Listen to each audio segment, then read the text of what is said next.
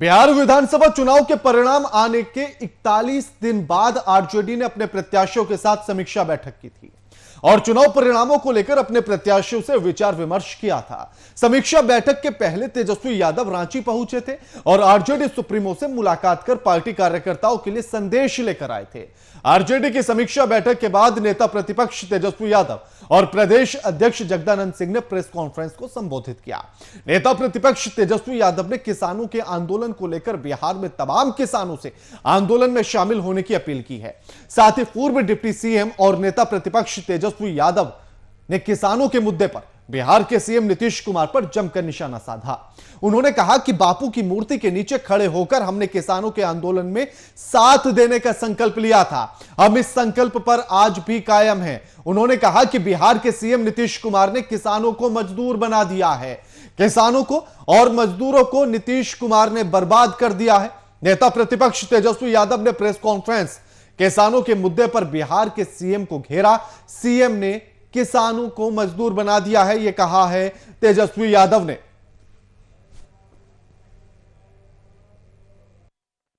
नीतीश कुमार जी ने सिर्फ किसानों को ही बर्बाद नहीं किया, नौजवानों को बर्बाद किया।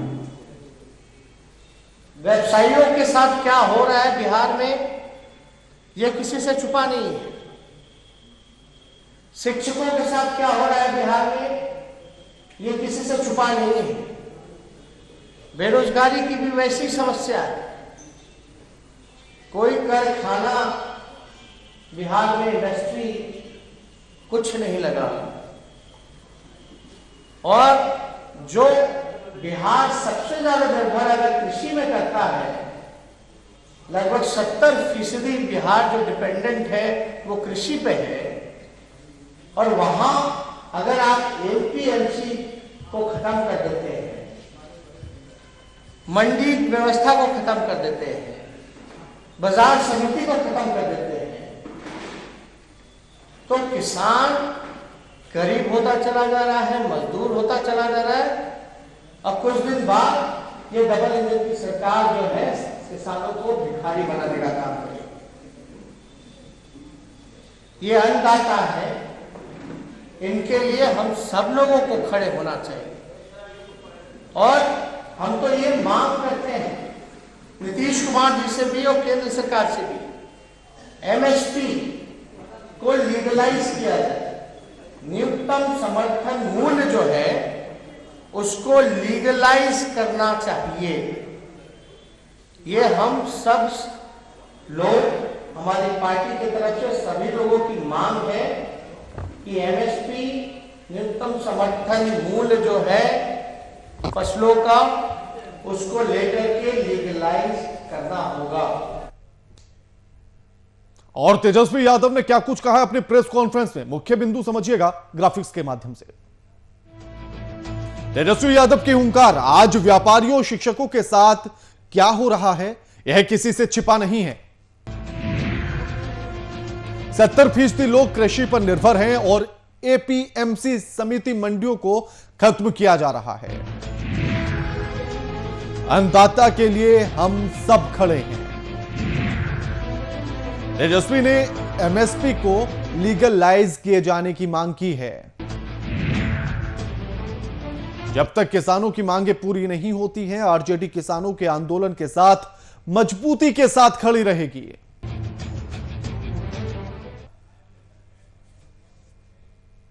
इस खबर पर हमारे साथ हमारे पटना से संवाददाता शशांक लाइव जुड़ गए हैं।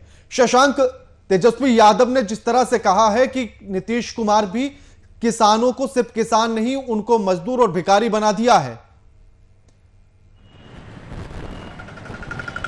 देखिए, आज के सबसे बड़ी बात है कि आज जो प्रेस कॉन्फ्रेंस तेजस्वी यादव ने की है उसके दो मकसद थे। और पहला मकसद था कि वो पूरे बिहार के किसानों को, जो तमाम किसान हैं, जो बिहार में किसान आंदोलन पूरे देश में चल रहा है, तो बिहार में किसान की वो भागीदारी नहीं हो पा रही है जैसा कि विपक्ष चाह रहा है। ऐसे में जो उनका एक पहला उद्देश्य था वो तमाम किसानों को एक तरह से अपील कर रहे थे और उनको कह रहे थे कि आप किसान आंदोलन में शामिल हो। किसान आंदोलन में वो क्यों शामिल हो, उसके तमाम कारण वो गिना रहे थे। और आज दूसरा उनका जो मकसद था, वो पहली बार जो ये किसान आंदोलन है उसके लिए सीधे तौर पे केंद्र सरकार को न घेरकर सीधा सीधा नीतीश कुमार को घेर रहे थे। और उनका कहना था कि बिहार में जो किसानों की बदहाल स्थिति है वो उसका कारण नीतीश कुमार के जो पिछले 15 साल के शासनकाल में लिए गए निर्णय है किसानों के लिए जिम्मेवार है। और उन्होंने सबसे पहले 2006 में उन्होंने जो निर्णय लिया था, जो बाजार समितियों को भंग किया और किसानों के लिए ओपेन मार्केट कर दिया था, इसको लेकर उन्होंने सवाल उठाया। उन्होंने कहा कि आखिर ये करने से किसानों को क्या फायदा हुआ। नीतीश ये बताएं कि 2006 से लेकर आज तक बिहार के किसान कितने खुशहाल हुए।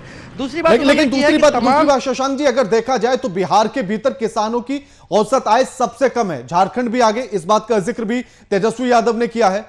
सरकार का कहीं ना कहीं फेलियर नजर आता है। धान की खरीद को लेकर भी तेजस्वी यादव ने निशाना साधा।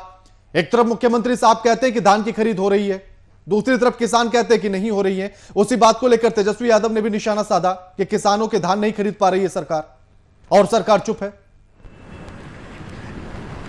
देखिए, बिल्कुल तेजस्वी यादव बात पूरी तरह से बिहार सरकार पर हमलावर थे और उन्होंने दो बातें कही हैं। पहली बात उन्होंने कही है कि जो किसानों के जो उत्पाद होता है उसके जो मिनिमम सपोर्ट प्राइस है एमएसपी की गारंटी होनी चाहिए, जो केंद्र सरकार का बिल है।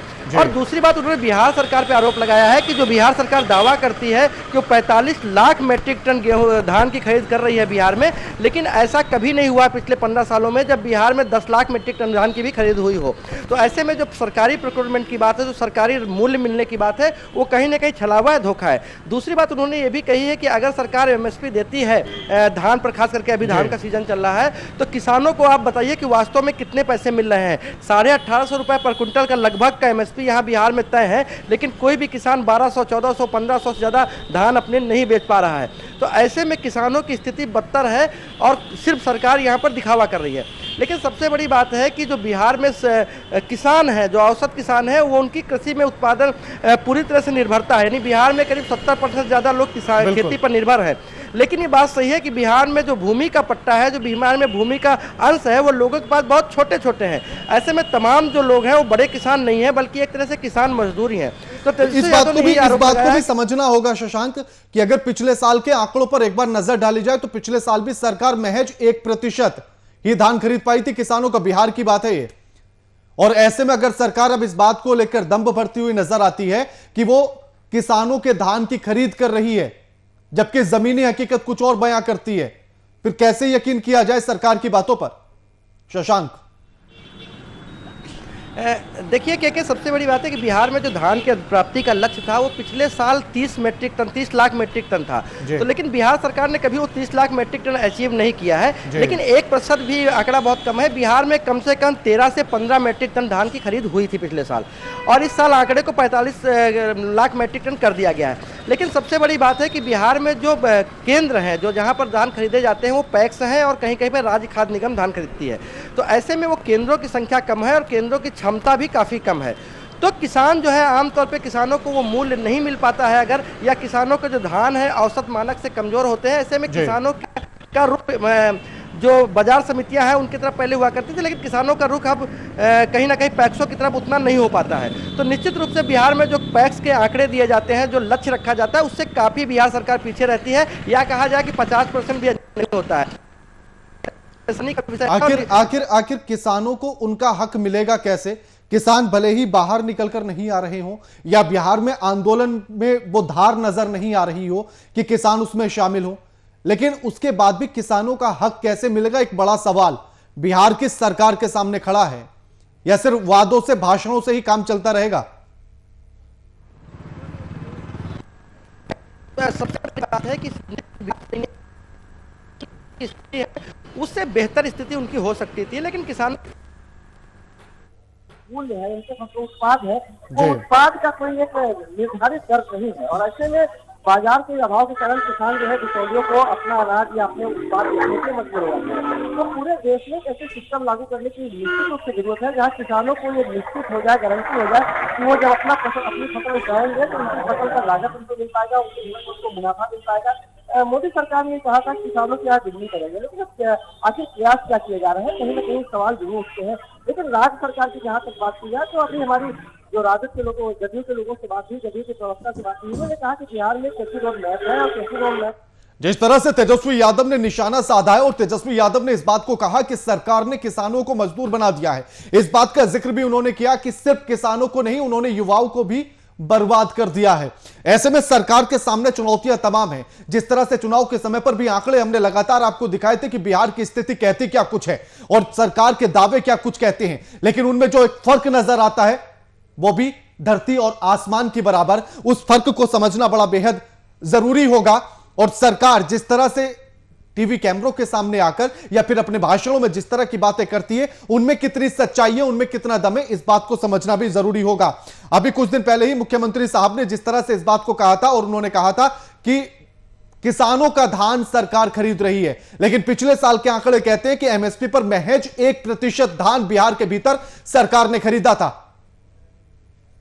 और हमारे साथ हमारे संवाददाता शशांक दुबे पटना से फोन लाइन पर जुड़ गए हैं। शशांक, समस्याएं तमाम हैं, किसानों की भी समस्याएं तमाम हैं, सरकार कैसे सुलझाएगी? और इस किसान आंदोलन को लेकर अगर बात की जाए तो बीच का रास्ता कैसे निकलेगा? शशांक, देखिए, जो किसानों का आंदोलन है वो राष्ट्रव्यापी आंदोलन है और केंद्र सरकार को और किसान संगठनों को, जो पंजाब के किसान हैं या जो बड़े किसान देश के संगठन हैं, उनको मिलकर कहीं ना कहीं बीच का रास्ता निकालना होगा। क्योंकि दोनों विषयों पर, एक और जहाँ किसान संगठन पूरे बिल की वापसी की बात कर रही है, वहीं पर केंद्र सरकार इस बात को लेकर है कि तमाम चीजें किसानों के हित में है, किसानों के तमाम चीजों को अध्ययन करके दिया गया है। अगर कहीं पर किसानों को कुछ बिंदुओं पर आपत्ति है तो उसमें जरूर गुंजाइश की जा सकती है। तो अभी बीच के रास्ता निकलने में थोड़ा सा मुश्किल लग रही है। लेकिन जहां बिहार की बात है, क्योंकि आपने बिहार की बात की है, तो बिहार सरकार का कहना है कि बिहार में जो किसान है वो पिछले 14-15 सालों से जो केंद्र सरकार ने आज नीति बनाई है उस पर अमल कर रहे हैं और बिहार में किसी तरह का कोई एजिटेशन नहीं हुआ, किसी तरह का किसानों को कोई विरोध प्रदर्शन नहीं हुआ है। और चूंकि यहाँ किसान, छोटे किसान ज्यादा हैं, जिसको सीमांत किसान कहा जाता है, या छोटे किसान ज्यादा है, मझोले किसान ज्यादा, तो बड़े किसानों की संख्या बहुत कम है। ऐसे में यहाँ किसानों को कोई आपत्ति नहीं है किसी प्रकार की। मंडी समिति समाप्त होने पर, बाजार समिति का दखलंदाजी समाप्त होने पर किसान अपने उत्पादों को बेचने के लिए स्वतंत्र है। तो ऐसे में किसानों के हित के लिए बिहार में तमाम कदम उठाए जा रहे हैं। कृषि रोड मैप बनाया गया है। कृषि रोड मैप 2 पर है और कृषि रोड मैप 3 पर अमल हो रहा है।